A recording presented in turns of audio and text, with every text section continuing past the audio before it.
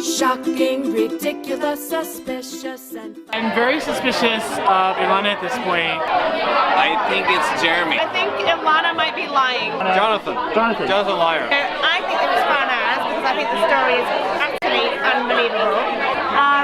I would say I'm like 80% it's Jonathan. I think it's Ilana. I think it's Jeremy.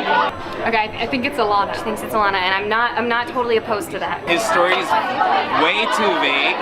Like, why did the cops arrest him? He was like in an alcove or something. That's like in a small alley. Like, where did 5 cars suddenly come from?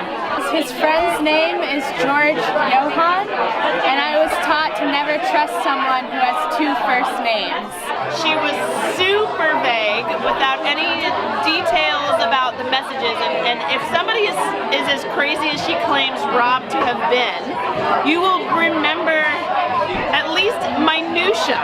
There were a lot of chances to avoid her climax with the guy and the samurai sword in the lobby. If I lived in an apartment like I do now, and someone I didn't want to meet or didn't want to have any contact with was coming, I would leave my apartment because she lived in the middle of New York City. There's got to be 1,000 places she could go. I think Ilana's pretending to lie. I think she's deliberately pretending to lie. I think she's doing that. If she's that bad at lying, I'd be disappointed.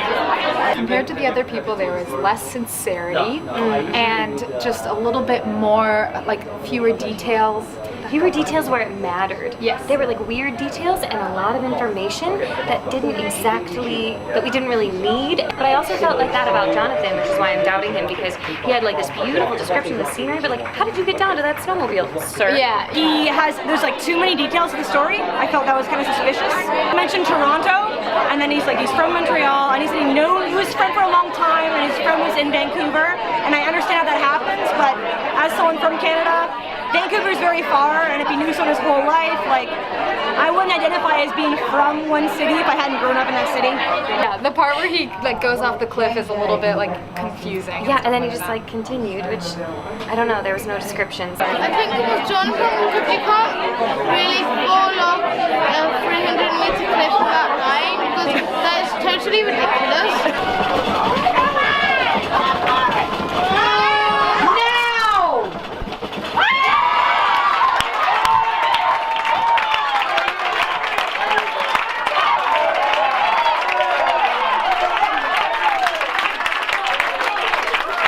I got it. It was Ilana. She totally lied about the samurai sword thing. It seems kind of crazy from the start, so I'm glad I got it. I can spot a liar. I work with 13-year-olds, and you know what? It's the shifty eyes and the vague details. I knew she was lying all along. For me, it was just like that, when she answered that question, like she went to take back the sword to this crazy guy's apartment, I was just like, red flag, red flag. I thought, oh, the person who omits details must be trying hard to omit details, but no, it was just, it's really hard to fabricate a really in-depth story. I now know why they call it perfect liars. Ilana was the perfect liar.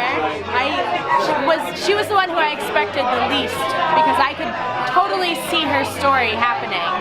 I thought he was lying, but he was telling the truth, and Ilana, I thought she was telling the truth, and she was lying, so terrible, terrible, terrible. You to come back for more? I will come back for more, definitely. I gave Ilana too much credit. She's just a sucky liar. She was obviously bad, and I thought she's acting, but she wasn't. God damn it. Fuck yeah! Fuck yeah! Okay. We did it. I knew it. We're doing it. We know how to spot them. We know how to sniff them out. You can't be in Tokyo. We gon' find you. We find the liars. This isn't the sleuth booth. This is the truth booth. Ooh, 2 steps up.